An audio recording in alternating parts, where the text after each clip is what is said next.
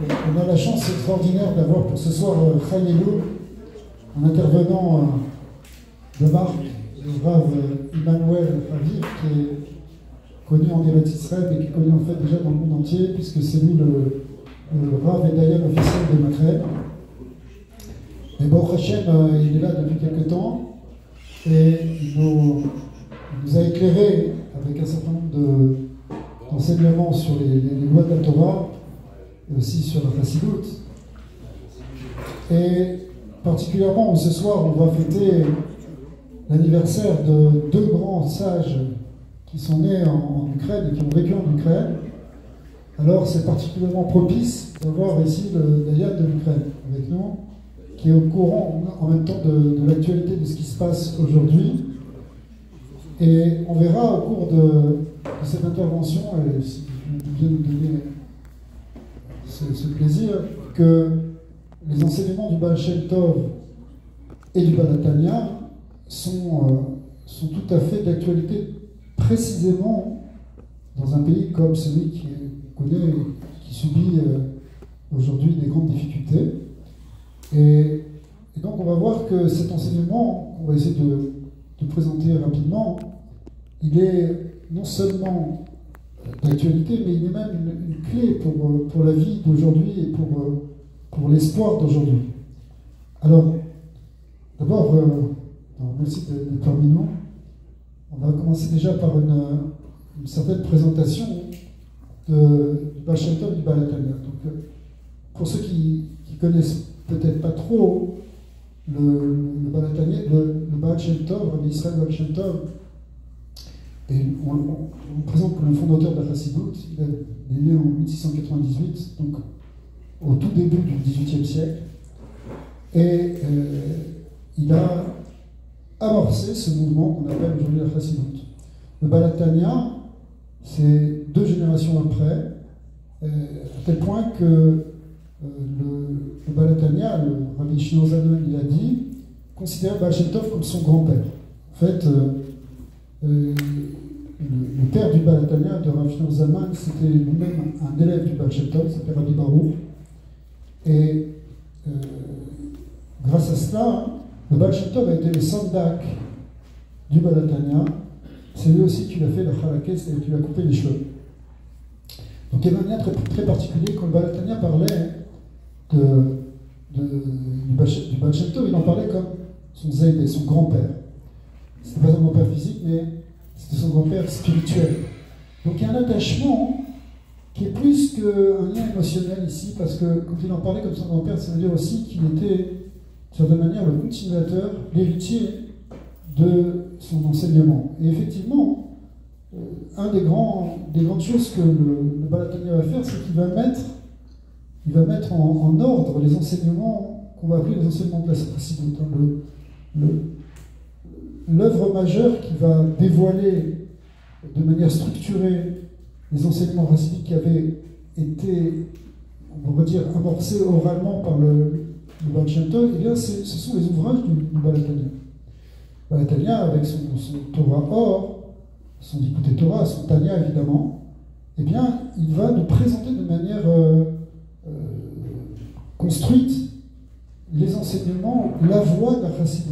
Jusque-là, on avait des enseignements qui étaient courts, qui étaient épars, qui avaient été reçus par certains élèves. Le Maggid de Mezerich, qui était un des élèves principaux du Baal Shem Tov, avait déjà constitué une école, véritablement. Mais celui qui va mettre sur papier, on pourrait dire, les enseignements de manière profonde et structurée, c'est le Baal HaTanya. Alors, on va essayer de parler directement sur un sujet, en fait, ici, on va essayer de trouver un des messages clés que ces maîtres nous ont transmis. On va essayer de focaliser un petit peu, parce que souvent, quand on entend parler de Chassidut, alors tout de suite, il y a une espèce de connotation folklorique, on se dit, oui, les Chassidim, tout ça, c'est tout ce qui va avec. Mais en réalité, il y a quelque chose d'extrêmement profond. On pourrait dire même d'une certaine manière que l'enseignement le plus profond qui a été véhiculé par la Torah, il est véhiculé dans les enseignements de la Chassidut. Non seulement il est très profond, mais il donne une clé réel pour Israël et pour arriver vers la Géoula. C'est ça le vrai but de l'enseignement du Baal Shem Tov, et donc du Baal Tanya, et donc de ceux qui l'ont suivi après. Eh bien, c'est d'amener une connaissance qui va donner les clés pour arriver à la Géoula. Alors pour comprendre ça, on peut revenir d'abord à ce qui est dit sur la finalité de la création du monde. Pourquoi est-ce qu'Akadosh Baruch Hu a créé le monde? C'est une question qui est au cœur, on pourrait dire, de l'enseignement du Admorazaken, du Baal Tanya. Et après, par ceux qui l'ont suivi, ses descendants jusqu'au Rabbi Lubavitch, on voit que cette idée, elle est fondamentale, c'est-à-dire se poser la question pourquoi Hachem a créé le monde. Et pourquoi on peut se poser cette question? On n'a que ça à faire, on a d'autres choses à régler que de se poser la question pourquoi Dieu l'a créé le monde. En réalité, cette question, elle est fondamentale parce que elle vient nous enseigner, enfin, la réponse à cette question va nous donner une direction à prendre. C'est-à-dire, si on comprend vraiment pourquoi Hachem a créé le monde et pourquoi il nous a créés, et quel est le sens de notre vie ici, alors on va orienter notre vie par rapport à ça. Et donc, cette question, il faut la travailler, il faut y répondre. D'ailleurs, si on prend les enseignements de ceux qui l'ont précédé, comme le Harizal, c'est d'ailleurs dans son grand ouvrage de l'Israël, c'est la première question qu'il pose. Parce que c'est la première question que l'homme doit se poser, qu'est-ce qu'il est venu faire ici? Et la première question qui se pose, c'est pourquoi Dieu a créé le monde? Pourquoi on est créé? Maintenant, la première réponse qui est donnée par les kabbalistes, par le Harizal en particulier, donc il a vécu avant, c'est de dire une idée connue, que Dieu a créé le monde pour révéler sa gloire. C'est-à-dire que pour que Akadosh Baruch Hu, en quelque sorte, on voit toute sa majestuosité, on voit toute sa grandeur, on voit toute sa bonté, alors il faut créer le monde, parce que si le monde n'est pas créé, comment on va savoir qu'il est généreux? Comment on va savoir qu'il est grand? S'il n'y a pas de créature pour recevoir cette générosité, ça veut dire rien qu'Akadosh Baruch Hu est généreux. Donc la première manière de comprendre que pourquoi Dieu il a créé le monde, c'est parce qu'il voulait se révéler, il voulait révéler ce Kavod. Après ça, le Harizal ramène une deuxième idée, qui est qu'en réalité, Akadosh Baruch Hu, il voulait faire du Tov, il voulait faire du bien. Et parce qu'il voulait faire du bien, alors, on va dire il avait un désir de faire du bien, alors il a créé un monde. Parce que quand tu crées un monde, tu as des créatures, et ces créatures, tu peux leur donner du bien. Alors, ce bien, il est en partie dans l'Amazé, en partie dans l'Amaba, mais toute la question de la création du monde, c'est par rapport à ce tov qu'Akadosh Baruch Hu veut donner.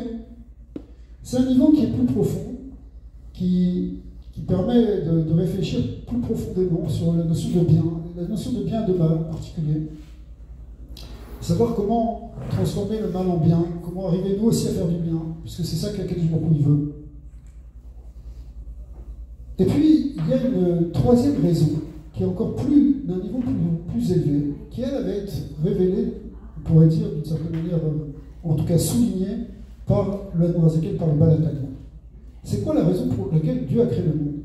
En réalité, c'est une raison qui, d'une certaine manière, nous échappe dans sa cause, mais ce qu'on peut comprendre de cette raison, c'est que Dieu, il a voulu que ce soit comme ça. Qu'est-ce qu'il a voulu? Il a voulu résider dans un monde matériel. C'est-à-dire qu'il a créé tous les mondes, tous les plans, des plans les plus élevés, spirituels, divins, jusqu'au monde matériel, pour arriver à résider dans ce monde. Ça, c'est le troisième niveau. Là-bas, pourquoi on dit que ce n'est pas quelque chose qui est vraiment explicable? Parce que c'est un désir de Dieu. Et si c'est un désir, alors ça dépasse, ça dépasse l'entendement raisonnable. Ok. Alors ça, c'est des choses qui sont bien connues de ceux qui étudient. Répète ça, oui. C'est-à-dire qu'Akadosh Baruch Hu, il a une raison profonde, il a un désir d'habiter parmi nous, d'habiter dans le monde physique. Pour ça, ça ne va pas se faire comme ça, parce qu'il va falloir un travail pour lui laisser cette place. Ça va être justement la mission de Klal Israël. Alors, peut-être qu'on peut lier ces trois, on peut lier ces trois niveaux. En réalité, il y a d'autres kavanotes qui ont été expliquées aussi par d'autres Mekoubalim. Par exemple, le Ramchal a parlé aussi du Gilou, du Yichud Hashem. Mais si on a le temps de le montrer, on pourrait voir que c'est lié avec le lien de Dira Ben Tartonim aussi.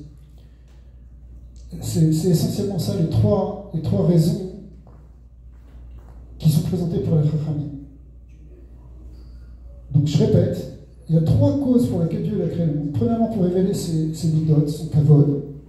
Deuxièmement, pour révéler son bien, pour donner du bien. Troisièmement, c'est pour être parmi les êtres d'en bas, ce qu'on appelle un désir de dira métartonime, d'habiter parmi les mondes, parmi les hommes, en fait, les hommes physiques dans un monde matériel. C'est tellement curieux cette idée, a priori, qu'il va falloir que le Balatania nous l'explique en long et en large. Et ça, c'est descendant aussi jusqu'au Rabbi qui va expliquer ça aussi profondément. Alors maintenant, si on regarde sur quoi repose le monde il repose, donc il y a un Pirkei Avot qui repose sur trois choses: la Torah, la Avoda, et l'autre Asadim. La Torah, c'est la Torah. Avoda, c'est la Tfila, la prière. Et Gemilut Asadim, ce sont les actes de bonté et de générosité. Ce sont les trois fondements sur lesquels le monde repose. Alors, si on regarde un peu ce qui est marqué dans les enseignements du Maimon Hazaken, c'est qu'il y a des périodes dans l'histoire de l'humanité où ces fondements, ils ont pris plus ou moins d'importance. Par exemple, il y avait un temps où, par exemple, des Chassidim Arishonim, ça remonte à longtemps. Ça remonte peut-être au premier Beth Amikdash, même au deuxième, en tout cas très longtemps. C'est des gens qui pouvaient prier 9 heures par jour. Ouais. Ils priaient 3 heures, mais avec 3 heures. Chaque fois, à chaque heure de prière, ajouter 2 heures de méditation, une avant, une après. Donc c'est une grande prière. Comme c'est marqué dans le Shulchan Arour arabe, c'est des gens qui connaissaient déjà toute la Torah, mais on ne peut pas s'amuser à ça tant qu'on ne connaît pas toute la Torah, parce qu'on a une mitzvah de connaître la Torah d'abord. Mais le concept de Chassidim, il était déjà. Mais la force de la tfila, la tfila, ça existe dans toutes les générations. On doit prier, on a mis. Mais le corps de la tfila, il était plus fort dans une certaine période. Dans la période des Tanaïm et des Amoraïm, c'était la force de la Torah. On voit, c'était les Talmid des Chachamim Matsumi, qui étaient d'ailleurs patrons de tfila pour certains, parce qu'ils étaient Merinat Torato Manuto, c'est-à-dire qu'ils étaient totalement investis dans la Torah d'une manière extraordinaire, et ils étaient dans un niveau où c'est ça qui était la priorité. J'ai marqué dans les Gerot à Kodesh que pour eux, le prix de Tzedaka, il n'était pas aussi important que pour nous. On va voir pourquoi. Ils faisaient le Tzedaka comme il fallait, mais c'est pas là-dessus qu'ils insistaient. C'était pas sur la Tfila non plus qu'ils insistaient, puisqu'ils n'étaient même pas tous les Tfila, pour certains. C'était quoi leur force? C'était le cadre de la Torah. Le monde repose sur 3 choses. On a dit la Torah, la Tfila et l'autre Hasadim. Mais le Balatania va nous expliquer que dans notre génération à nous, ça commence déjà à l'ECM, et c'est peut-être même commencé un petit peu avant, en tout cas, c'est le cadre important, l'axe important sur lequel on va reposer les choses, c'est la Tzedaka. C'est la Gemilut Hasadim. C'est pour ça que la 4e partie du Tanya, elle va être axée beaucoup sur un renforcement de la Tzedaka. Toutes les Gerot à Kodesh, pratiquement, qui sont marquées dans la 4e partie du Tanya, elles portent sur la Tzedaka, sur l'importance de la Tzedaka, sur la Chashivut de la Tzedaka, sur la Tzedaka en Eretz Israël, sur le fait qu'on puisse faire la Tzedaka au-delà de nos limites, sur la raison profonde, le tikkun profond que fait la Tzedaka.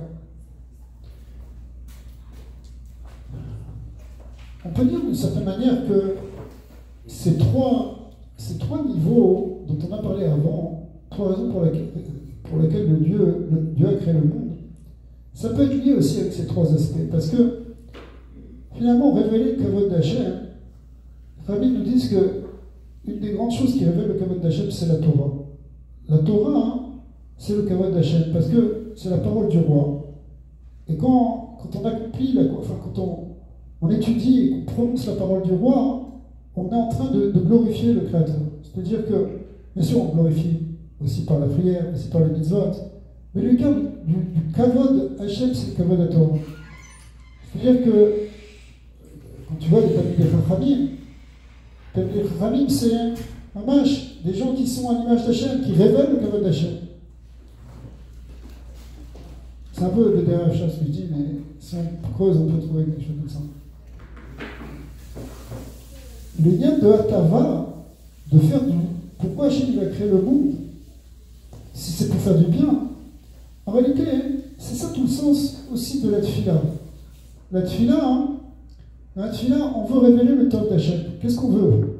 Le but de la tfila, c'est de transformer le rocher en or. Il faut qu'on transforme l'obscurité, les difficultés. Quelqu'un il a un problème, pourquoi il va se mettre à prier? Pourquoi on prie? Il ne faut pas prier, il y a un problème. Donc on a un problème, c'est tout. C'est à quelque chose qu'on a un problème. Mais qu'est-ce qu'on veut faire? On veut transformer les difficultés en douceur. On veut transformer l'amertume en douceur. Ça, c'est le sod de la tfila, le sod des routines, de la méditation, de la tfila. C'est pour arriver à transformer le rocher en or, en travaillant sur nous. Parce que la tfila, c'est le travail qu'on vit en nous, pour transformer notre propre obscurité en quelque chose de lumineux. Mais finalement, quand on travaille sur notre Yetzirah, pour transformer en quelque sorte en Yetziratov, par un processus de kafia, de soumission, d'afra, de transformation, si on est capable de le faire, en fait, on veut transformer le mal en bien. On veut amener le bien dans le monde. C'est-à-dire que si quelqu'un il arrive à traverser les difficultés de son Yetzirah et transformer son Yetzirah, en réalité, il révèle le Tov d'Hachem dans ce monde. Tu ne peux pas révéler le Tov d'Hachem si toi, tu es même dans le mal. Si tu es en train de faire du mal dans le monde, comment le Tov il peut se révéler? Donc si tu n'as pas un travail, si tu n'as pas une avoda sur toi de transformation du mal en bien, tu ne peux pas révéler le bien d'Hachem. C'est pour ça qu'on peut dire que la tfila, elle-même, elle a ce but de révéler le Tov de Dieu dans le monde. On veut un Tov, comme le Rabbi dit, un Tov qui soit réglé, qu'on puisse percevoir. Quelqu'un, il est malade, alors il prie pour que ça se transforme en bien et qu'il devienne guéri. D'accord? On veut transformer le mal en bien dans le monde et en nous. Ça, c'est le lien de la tfila. La tfila, c'est Rachoum, on doit tous prier, on doit tous étudier. Même Borazaken, il a construit son Tanya, qui est en fin de compte, comme dit les Chassidim, la Torah chez Bertav de la Chassidut, comme on pourrait dire en bon français la Bible de la Chassidut, l'écriture de la Chassidut. D'accord? C'est-à-dire c'est là que tout est inscrit. Après, il faut développer. Comme la Torah chez Bertav qui vient pour développer la Torah chez Bertav. En fait, comment il est construit son Sefer? Il est construit d'abord par deux premières parties qui s'appellent, une s'appelle Tanya et l'autre s'appelle Shara Yichud Ve'emuna. Et ces deux parties, en fait, d'une certaine manière, ne font qu'un. Simplement, elles sont deux aspects différents de la même chose qu'on avait vu quand on avait étudié ici Shara Yichud Ve'emuna. C'est qu'il y a un côté plus théorique où on comprend la notion de l'unité de Dieu et on travaille sur la Emouna, sur la foi qu'on a dans cette unité d'Hachem. Et il y a une autre partie, qui est en fait la première, qui est la avoda, le travail sur soi, qui permet d'acquérir et d'intégrer cette conscience du Yichud d'Hachem et cette Emouna dans le Yichud d'Hachem. C'est-à-dire que tout le but du début du Tanya, de ces deux premières parties, c'est qu'on intègre réellement que Hachem il est un, qu'il est avec nous. Maintenant, après cela, il y a une troisième partie qui est Geret HaTshuva, qui parle sur la Teshuva. Quel est le tikkun de la Teshuva? Qu'est-ce qu'on doit faire pour la Teshuva? Parce que finalement, tout le but c'est de se rapprocher des chiens. Tout le but c'est de revenir vers Akadosh Baruch Hu. Donc, la Tanya va insister sur la Teshuva. Mais il faut arriver à quoi? Une quatrième partie qui sont un recueil de lettres. Alors, on pourrait dire que c'est un recueil de lettres éparses qui ont été envoyés à différents chassidim ou différentes communautés. Mais en réalité, elles ont toutes, comme on disait tout à l'heure, le thème central de la notion de Tzedaka. Et là, on arrive finalement à ce troisième niveau, d'abord à ce troisième pilier sur lequel repose le nom, on a dit la Gemilut Chassadim. Le but, c'est d'arriver à Gemilut Chassadim, c'est d'arriver à Tzedaka. Et en fait, c'est comme ça. Si on comprend bien, c'est comme ça que réellement on va pouvoir transformer le monde pour qu'il devienne une dira bétartonnée. Pour qu'Akadosh Baruch Hu réside dans ce monde, la clé, ça va être les actes de chesed. Pourquoi? Alors là, il faut comprendre un petit peu ce que développe le Baal HaTanya de manière extraordinaire sur sur un sujet qui est fondamental pour le Baal Shem Tov, puisqu'on a dit que c'est la même Torah, qui est lié évidemment à la culture chassidique, qui est le lien de Ahavat Israël. Ahavat Israël, c'est au cœur de toute la Torah. C'est déjà Rabbi Akiva qui nous l'a dit, c'est le grand principe de la Torah sur lequel tout repose. Mais ça va être au cœur en réalité de tout le travail sur lequel on doit mettre l'accent, surtout dans nos générations. Surtout dans cette génération qu'on appelle du Messie, du Veta de Mishira, où la clé, elle vient de Ahavat Israël. Alors pourquoi et quel rapport il y a entre Ahavat Israël et le lien de Dira Betartoni?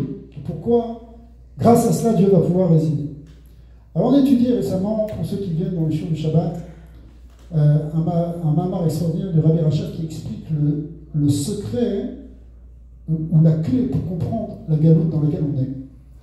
La galoute, nous disent les maîtres, le dernier Beth Amikdash a été détruit à cause de quoi? De la sinat rinam, de la haine gratuite. Ok, alors on a appris que la sinat rinam, parce qu'on ne s'aimait pas, on était en marloquette, du coup c'était destructeur. Ok, ça c'est ce qu'on comprend en premier. Et on dit qu'il faut une ahavat rinam, ce qui est vrai, pour réparer. Mais quand on comprend un petit peu mieux ce qu'il nous dit le Rabbi Rachab, la sinat rinam, elle vient d'un problème profond qui est dans l'homme, qui est que, naturellement, on pourrait dire, on a tendance à ne pas accepter l'autre. Pourquoi on n'accepte pas l'autre? Parce que l'autre, il est,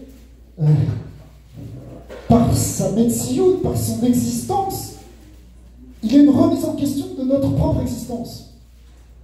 Si moi j'existe et qu'il y a quelqu'un d'autre qui existe, alors est-ce que j'existe complètement ou il prend de la place? On l'a vu, Caïn, il ne supportait pas qu'il y avait Abel. Et pourtant, il avait la moitié du monde, mais non.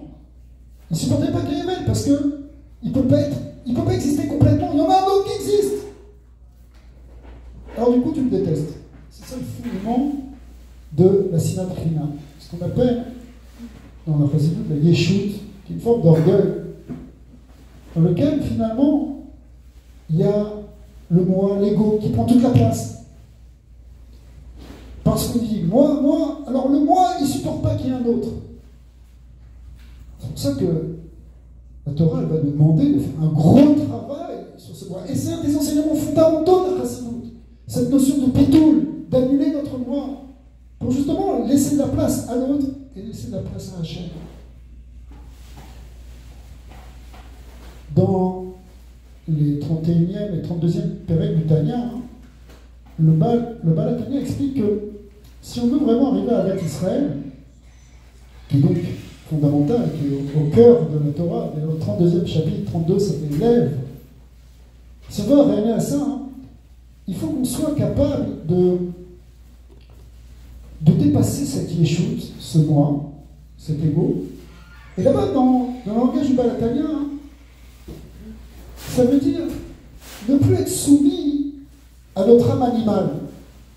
Que ce soit plus notre âme animale qui domine, que ce soit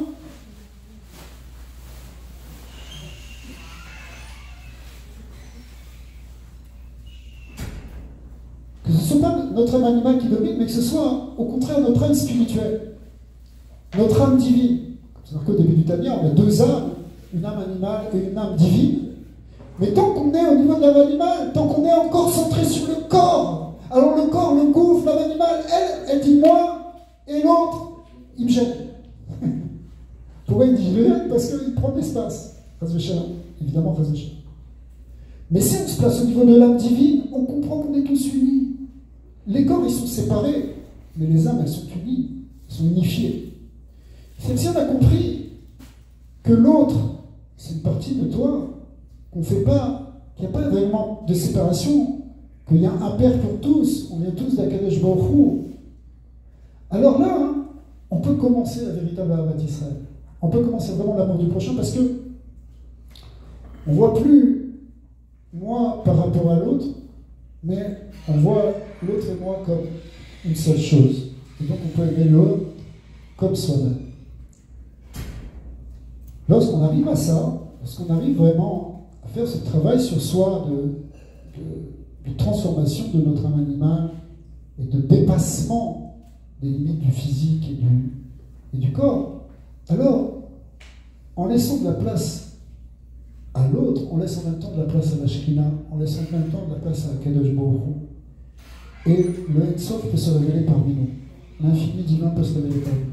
C'est-à-dire que c'est par là qu'on va pouvoir arriver à cette finalité de la création qui est la Dira Betartonim. Kadosh Baruch Hu ne peut résider s'il y a des gens qui ont de l'orgueil. Comme c'est marqué dans le Marak, Kadosh Baruch Hu, il ne peut pas supporter, il ne peut pas. Pourquoi? Parce qu'on ne laisse pas de place. Donc laisser de la place à notre prochain, c'est la même chose, je peux laisser de la place à Hachem. Et comme dit le Baal Shem Tov, que l'amour du prochain est même encore plus important que l'amour d'Hachem, parce que on aime celui que Hachem il aime. En réalité, quand on arrive à ça, on peut laisser la place à Dieu véritablement. Tant qu'on est dans notre yeshut et qu'on ne peut pas connecter véritablement à notre prochain, c'est toujours des relations qui sont difficiles. C'est toujours des relations, ça peut être de pouvoir, des relations de domination, de relations conflictuelles. Ça vient de quoi? Ça vient de la yeshut, de ce moi. Maintenant, si on arrive à régler ça, on peut connecter dans un shalom avec les autres et créer réellement cette résidence pour Hachem. On lui a laissé de la place. C'est pourquoi, finalement, le Tanya se termine avec cette quatrième partie. C'est vrai qu'il y a une cinquième partie, mais la cinquième partie, le Kontra Sahacharon, c'est plutôt un approfondissement pour les grands érudits qui veulent approfondir les notions de Chassidut. Mais le Tahlit, c'est l'être que le Baal HaTanya a expliqué, qu'il a envoyé aux gens, c'est-à-dire insister sur le tzedaka. Et quand on prend maintenant les enseignements fondamentaux du Rabbi, et ce qu'il a laissé comme héritage, il a répété, il a beaucoup répété à la fin que ce qui va amener la Géoula, ce sont les actes de bonté, de générosité. Tzedaka va chesed. Si on fait tzedaka va chesed, c'est la clé pour arriver à la Géoula. Qu'est-ce qu'il vient de dire Rabbi Tartonim, que je réside parmi nous?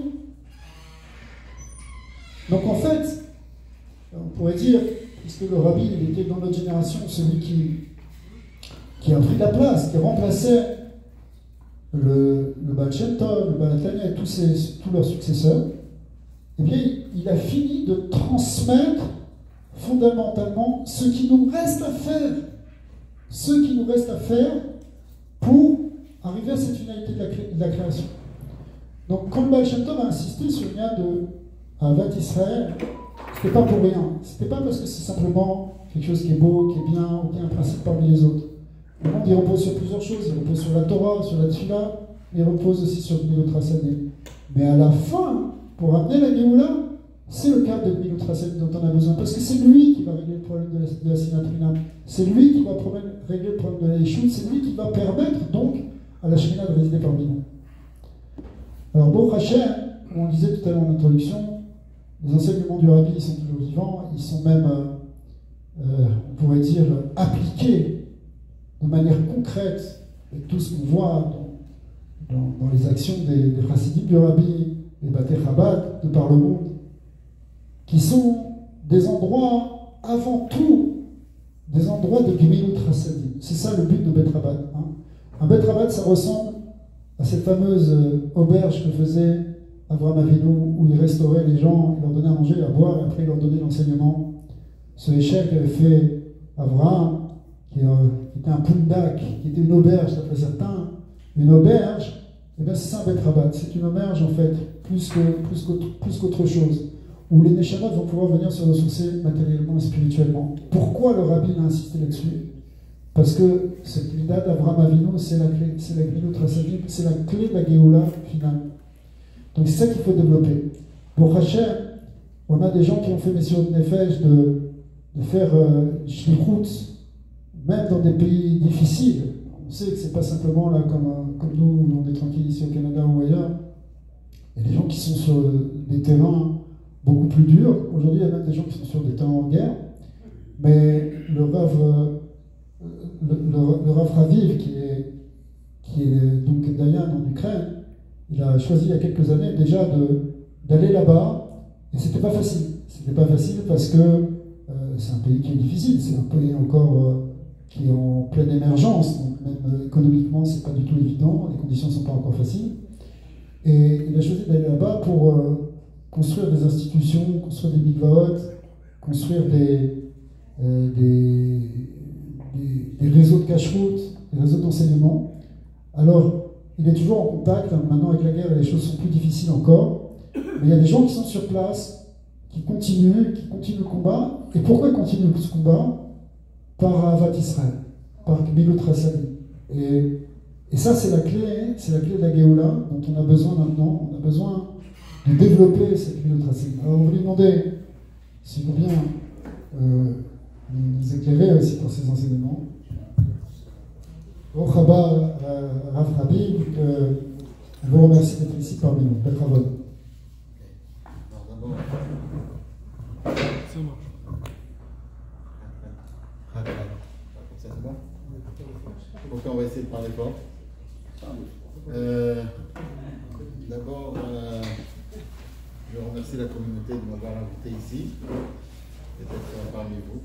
Donc celui qui veut remplir un pan, ça veut dire son nom, et pour demander une bracha au Baal Shem Tov, jusqu'à 9h on peut l'écrire. Il y a un de mes élèves qui se trouve maintenant sur le Tzioun du Baal Shem Tov à Mezbouch. Donc on peut le remplir jusqu'à 9h. Il m'a dit que je peux lui envoyer à 9h les attachés pour pouvoir lire vos noms. On se trouve dans un moment extraordinaire. Il y a marqué qu'Akadosh Baruch Hu choisit certains jours qui sont zakai qui sont méritants, pour amener des choses bien. Et aujourd'hui, on se trouve le jour de Chai Elul. Chai Elul, c'est un jour extraordinaire. D'abord, comme on vient de dire, il est Chai, il vit. Et le Rav Cohen nous a expliqué qu'en fait, il y a le spirituel et il y a le matériel. On dit comme ça que le Ham Israël, il est Chai Vekayam. Mais Beika, on est Medgish le Ham Israël Chai. Kadash Baruch Hu, il est Chai Vekayam. Mais le point du peuple juif, c'est pas qu'il est Kayam, c'est qu'il est Chai. Quelle est la différence entre Chai et Kayam? Comme le Rav Cohen l'a dit, Chai, c'est la Ruchniut. Donc ça veut dire, si je suis Chai, je peux tout à fait accepter quelqu'un d'autre qui est à côté de moi. Par contre, Kayam, si j'existe, alors j'existe jusqu'à un certain niveau. J'existe. Donc si moi j'existe et l'autre il existe, c'est un conflit entre moi et lui. Donc il y a notre existence et notre vie.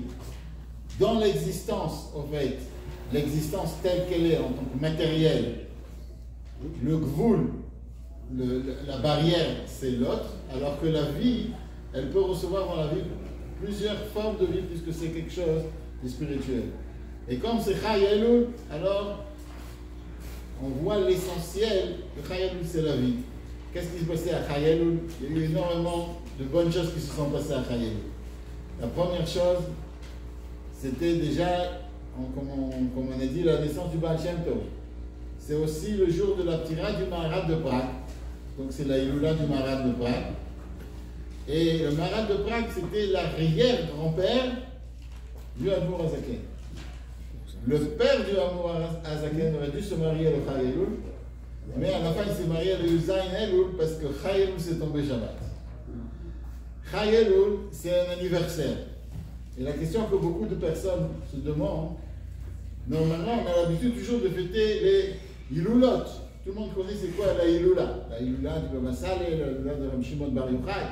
Et là d'un coup on nous parle d'anniversaire. Quel rapport il y a? Pourquoi on peut fêter un anniversaire? Normalement, quelqu'un qui naît, qu'est-ce qui se passe quand il naît? Il est né, il n'y a pas quelque chose de spécial qui a été fait, c'est un tout petit bébé. Alors pourquoi on fête l'anniversaire? Alors il faut savoir que de fêter l'anniversaire, c'est pas comme les gens ils pensent, Yom Houledet et Paro, ça appartient que pour les goïms. Non, l'anniversaire ça appartient aussi chez les juifs. Où on voit ça? Où on voit que l'anniversaire ça appartient aussi au Ham Israël. Mais avant Mordechai. Quand c'est que le Mishkan il a été terminé? Non, quand c'est qu'il a été, quand c'est qu'il a été terminé, inauguré, Rosh Chodesh Nissan, mais terminé. Je pense que tout le monde le sait, mais il faut juste se rappeler. Chez le Raméo. Non, il y a une fête quand c'est Café Kislev. Café Kislev. Café Kislev, le Mishkan, il a été terminé. Hanouka. Mais Befoal, on fait Hanouka. Mais le Mishkan, quand c'est qu'il a commencé, quand c'est qu'il y a eu l'inauguration, ça a été Rosh Chodesh Nissan. Le Beit HaMikdash, il a été inauguré quand? Tishrei. Non seulement Tishrei, il a été inauguré le Chet Tishrei. D'ailleurs, à cause de cela, il y avait une question est-ce qu'on devait jeûner Yom Kippour, parce qu'il y avait une joie tellement grande de construction du Beit HaMikdash avec Shlomo Hamelach, la Shekhinah descend en bas. C'était le premier Yom Kippour qu'il y avait une question est-ce que d'après la halakha, on doit jeûner ou pas? Mais pourquoi Shlomo Hamelach, il pouvait organiser que le Beit HaMikdash ne soit pas d'Afka le Chet Tishrei? Pourquoi il a organisé ça Tishrei? Pourquoi ils ont organisé ça Nissan? Alors tout simplement marqué parce que c'est l'anniversaire. Un c'est l'anniversaire de Yitzhak, donc en Nissan, et l'autre c'est de Yaakov Kaniré aussi. Et Tishrei, c'est l'anniversaire de Abraham. Donc on voit que le mois de l'anniversaire c'est quelque chose d'important. C'est pas n'importe quoi, l'anniversaire c'est quelque chose d'extraordinaire. Et comme tu viens de dire, Aman, il a entendu que le mois de Hadar, c'était le jour de la Ptira de Moshe Rabbeinu, du décès de Moshe Rabbeinu. Comment il savait que c'était le jour du décès de Moshe Rabbeinu? Je m'imagine qu'il a ouvert la Gemara, il a ouvert la Midrashim, puisqu'il connaissait beaucoup de choses. La Gemara, la Midrashim, parce qu'il n'y avait pas encore la Gemara. Il a ouvert, il a regardé que c'est le jour de la Ptira de Moshe Rabbeinu. Alors les commentateurs ils demandent d'accord, on a compris, c'est le jour de la Ptira. Et s'il regarde là-bas, il trouvera aussi que c'est le jour de la naissance. Alors, il savait aussi que c'était le jour de la naissance ou pas? Ouais. Il savait que c'était le jour de la naissance, mais il pensait que le jour de la naissance, ça n'a aucun impact. Il pensait que le jour de la naissance, Yom Houledet, pour les Juifs, c'est rien. L'essentiel, c'est qu'est-ce qu'on a fait pendant 120 ans, pas qu'on est né. Et le premier qui a vraiment fêté la Yom Houledet, qu'on sait de nos jours, d'une manière générale, c'est le Baal Shem Tov. Le Baal Shem Tov, le jour de son anniversaire, il a fait une Chagiga. Comme on a fait maintenant, là, avec de quoi manger, on fait les chaim, on dit des paroles. Donc si on veut, on est mishtatef, on participe avec ce que le Baal Shem Tov a fait jusqu'à présent. Alors, bon, on comprend, le Baal Shem Tov, il a fait ça, il a fait du Yom Houledet. Pourquoi le Baal Shem Tov? Après le Baal HaTanya, ça veut dire le Rabbi Shneur Zalman, il a fait la même chose aussi, il a fêté la Yom Houledet, il a fait. Pourquoi? Parce que réellement, eux, ils ont fait une réelle naissance du peuple juif. Ils ont fait renaître le peuple juif. C'est pas que le peuple juif, il n'existait pas, il existait. Mais il y avait dans le peuple juif, il y avait des couches sociales. Comment on dit? Des couches sociales. Il y avait une Beit HaKnesset que pour celui qui savait coudre. Il y avait une Beit HaKnesset que pour celui qui faisait des ordinateurs. Voilà. Je rigole, il n'y avait pas d'ordinateur à l'époque. Il y avait une Beit HaKnesset que pour celui qui faisait je ne sais pas quoi. Chacun avait sa Beit HaKnesset, on ne pouvait pas se mélanger. Et c'était les Talmidei Chachamim, ceux qui étudiaient la Torah avec les gens simples. C'est impossible de se mettre ensemble. C'est trop se rabaisser. Et le Baal Shem Tov, il a dévoilé que dans chacun de nous, il a fait naître. C'est quoi une naissance? Une naissance, ça veut dire une naissance. C'est qu'il y a un enfant qui est complètement indépendant de sa mère avant la naissance. Une fois qu'il naît, il devient indépendant. Jusqu'à présent, il ne pouvait pas respirer sans l'aide de sa mère. Une fois qu'il est né, il peut respirer tout seul. Et si on veut, ça, c'est ce que le Baal Shem Tov a fait au peuple juif. Il lui a dit, tu sais, tu n'es pas obligé de travailler à Kadosh Baruch Hu parce que les gens qui sont autour de toi, ils font quelque chose, ou parce que tu es dans une communauté, ou parce que tu fais partie de quelqu'un, où on doit te voir, ou parce que tu as envie. Non, tu dois travailler à Kadosh Baruch Hu parce que dans toi, il y a une âme étincelle. il y a une âme divine, une étincelle divine. Donc s'il y a une âme, si on a une âme, si on a une étincelle divine, il n'y a aucune différence si c'est quelqu'un qui a un Talmid Chacham, quelqu'un qui a étudié tout le chasse, ou quelqu'un qui ne sait même pas qu'il est juif.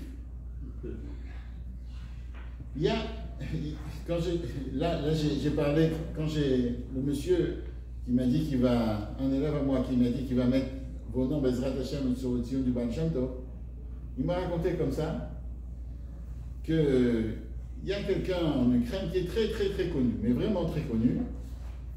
Ses parents c'est des bons juifs, mais lui il a décidé que pour sa carrière, il valait mieux que passer de l'autre côté. Je ne vais pas dire ce qu'il a fait. Et il y a un shaliach là-bas, ils étaient un groupe comme ça de jeunes. Avec lui, il y avait le célèbre, disons. Et il me demandait, il y a un shaliach qui a demandé, est-ce que vous voulez mettre les tefilines? Alors le célèbre, il a dit bien sûr non, il est de l'autre côté, quoi, d'après lui. Il s'est converti, je ne veux pas dire quoi. Après, elle a demandé à l'autre, tu veux mettre une tefilines? Non, non, non. Troisième, non. Quatrième, non. Et puis il y en a un qui s'est énervé. Qu'est-ce que ça veut dire ça, vous les religieux, avec les tefilines, les choses? Il s'est retourné, le célèbre, et il dit, ah bon? Viens ici, mets-moi les tefilines. Mets-moi les tefilines. Il a mis les tefilines, et après que lui, il a mis les tefilines, alors que soi-disant, il était parti de l'autre côté. Et ça, c'est ce que le Baal Shem Tov dit.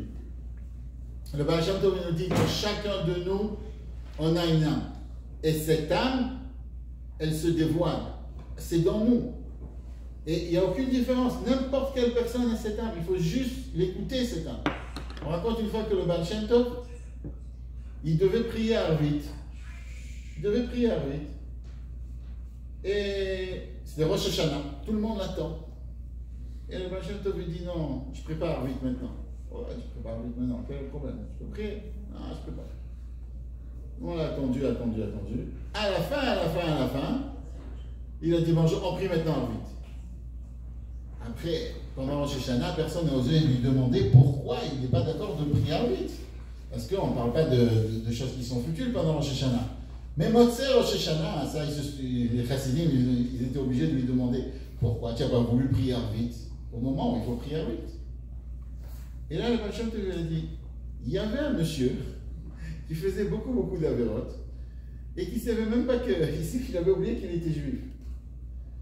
Et il est venu par hasard, si on peut dire, le Baal Shem Tov nous explique qu'il n'y a pas de hasard, mais soi-disant par hasard, dans la ville, et il voit que toute la ville est vide.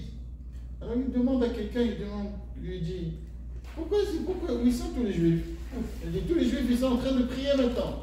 Aujourd'hui c'est Rosh Hashanah, ils sont en train de prier. Ah bon, ils sont en train de prier. Alors il est venu à la synagogue, et quand il est venu dans la synagogue, il s'est rappelé de ses parents, de ses grands-parents, il s'est mis à pleurer.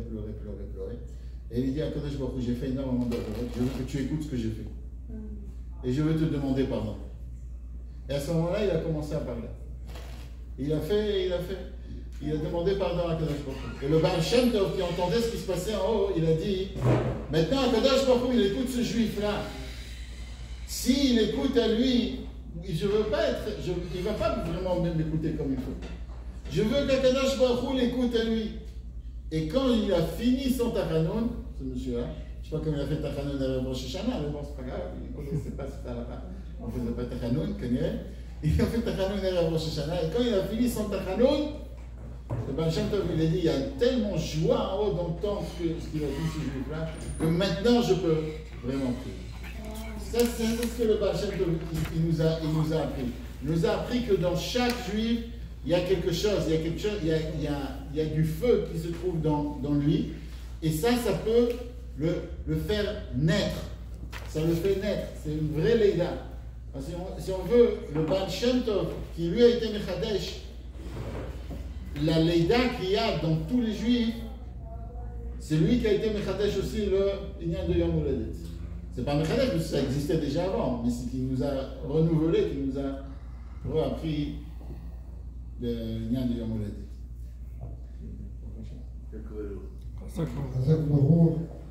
Peut-être vous pouvez nous raconter une petite histoire.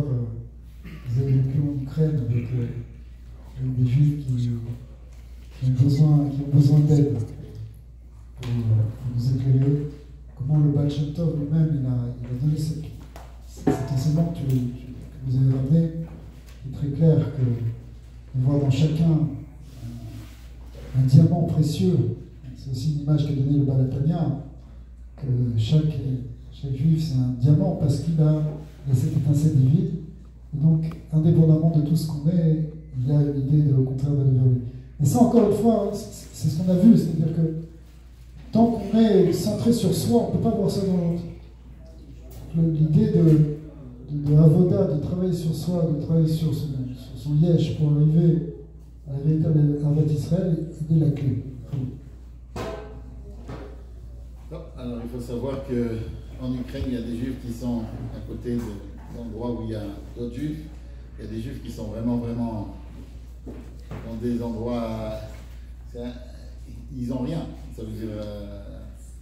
je suis rentré dans une des synagogues là-bas, parce que de temps en temps, on va avec le tank à Miftzan, et on va dans des endroits où on rentre dans la synagogue, c'est sûr qu'ils n'ont pas mis rien, ils n'ont rien du tout, mais ils ont quand même une synagogue, un endroit où ils se rassemblent. Les Juifs là-bas, ils aiment se rassembler. Je suis rentré à Vinitia une fois, il y a une synagogue comme ça, qui était fait du temps des communistes. Elle a deux portes.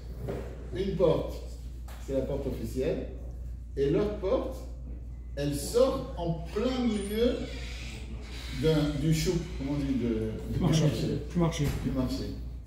Et j'ai été très ému parce que on rentre là-bas, c'est des gens qui ne savent pas lire, ils savent rien. Ils se rassemblent tous, ils sentent qu'ils ont une neshama yehudit.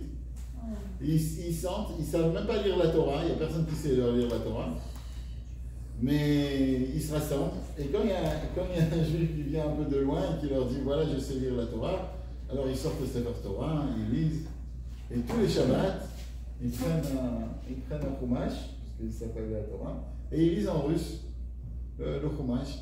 Et ils attendent avec patience qu'il y ait quelqu'un qui vient d'Eretz Israël, ou qui vient de Montréal, ou qui vient d'ailleurs, qui leur lise dans la Torah.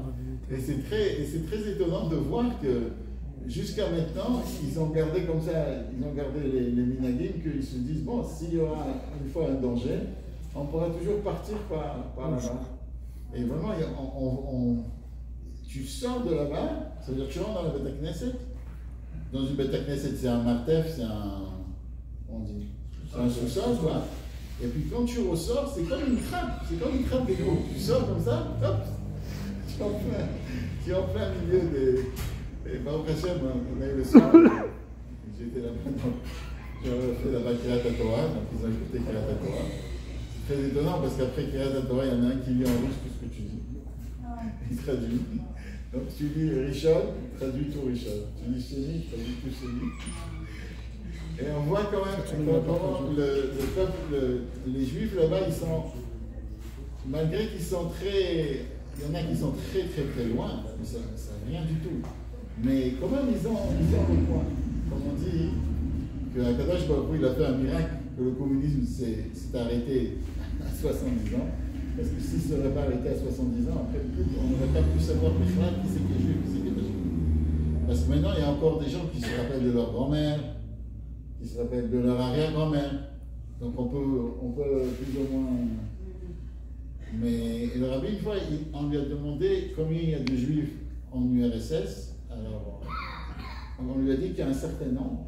Et le rabbi, il a dit il y a 10 fois plus que ce que les juifs disent. C'est arrivé à un nombre énorme quoi, de juifs, parce qu'il y a tellement de gens qui n'ont pas voulu être déclarés. Il y a tellement de gens qui se sont cachés que... Et ce qui est miraculeux, c'est de voir comment ces gens qui étaient pendant des générations et des générations complètement déconnectés du judaïsme, Akadosh Baruch Hu, ils doivent avoir un srout à vote, un srout de leurs parents, quelque chose comme ça. Akadosh Baruch Hu, des fois, il les amène comme ça, B'ashgacha pratit, il les appelle. Et d'un coup, Après, tu le vois 3, 4 semaines, 5 semaines après, ça y est. Il garde Shabbat, il garde toutes les mitzvot d'une manière que, je sais pas, c'est comme les juifs du Baal Shem Tov. On sent vraiment le judaïsme du Baal Shem Tov et le corps du Baal Shem Tov jusqu'aujourd'hui dans ces endroits-là. Ce que tu racontes, ça ressemble à ce que faisait le Baal Shem Tov quand il envoyait dans des villages où il y avait des gens qui ne savaient même pas lire. Il envoyait des élèves qui eux-mêmes étaient des grands talmidei chachamim. Mais quand ils allaient là-bas, il leur apprenait les Béaba, il leur apprenait le Aleph Bet. Et ils renaissaient grâce à ça, comme tu disais tout à l'heure. C'est vraiment, il y a une idée d'aller vraiment très loin. Et on voit que c'est ça ce que fait le Rabbi. Le Rabbi, il envoie des shluchim là-bas, des gens qui vont et qui s'occupent. Alors que tu pourrais rester tranquille chez toi. Quand tu vas là-bas et que tu t'occupes de gens qui sont très, très pauvres spirituellement, même physiquement, même matériellement, c'est la plus grande mitzvah qu'on puisse faire, Bezrat Hashem.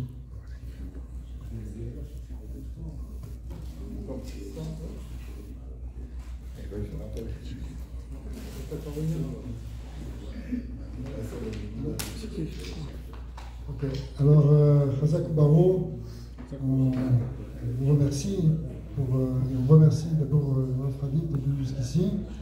Je vous souhaite une grande aslacha et Bezrat Hashem puisse monter Mechaïl et que tout le Am Israël, Bessout Baal Shem Tov Balatania, puisse retourner en Eretz Israël avec Mashiach Tzidkenu, Bezrat Hashem.